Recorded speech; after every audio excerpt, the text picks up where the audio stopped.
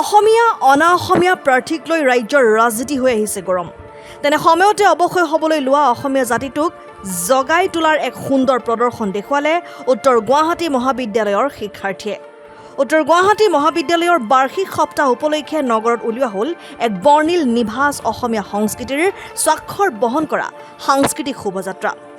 যুৱশক্তি, সৃষ্টিশীলতা আৰু উন্নয়ন শীৰ্ষক এই শোভাযাত্ৰাত ধৰ্মীয় সমন্বয় চহা অসমীয়া সমাজ জীৱন আৰু বুৰঞ্জী তথা লোককথাৰে সমৃদ্ধ এই শোভাযাত্ৰাত শিক্ষাৰ্থীসকলে অংশগ্ৰহণ কৰি হ'ল উল্লাসিত। আমাৰ কলেজত কালচাৰেল ৰেলী আছে, আমি বিহু ড্ৰেছত আছোঁ, এইফালে বড়ো আছে, আহোম আছে, এনেকৈ আৰু। আজি আমাৰ স্থানীয় উত্তৰ গুৱাহাটী মহাবিদ্যালয়ৰ যিটো বাৰ্ষিক উৎসৱ হয়, তেওঁলোকৰ আজি তাৰে শোভাযাত্ৰা, সাংস্কৃতিক শোভাযাত্ৰা। এইবাৰৰ থিমটো আছিলে আপোনাৰ যুৱশক্তি, সৃষ্টিশীলতা আৰু উন্নয়ন।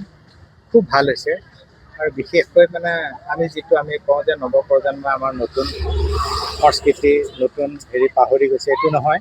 আজি দেখিলোঁ গোটেইখিনিয়ে তেওঁলোকে দাঙি ধৰিব, খুব কম সময়ত কম সুবিধাৰ মাজেৰে তেওঁলোকে দাঙি ধৰিব খুজিছে অসমৰ গোটেই সংস্কৃতি, বাৰে ৰহণীয়া সংস্কৃতি দিছে।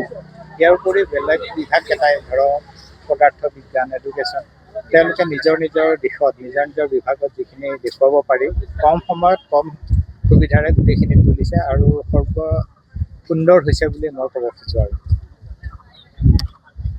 News desk report N24 Assam.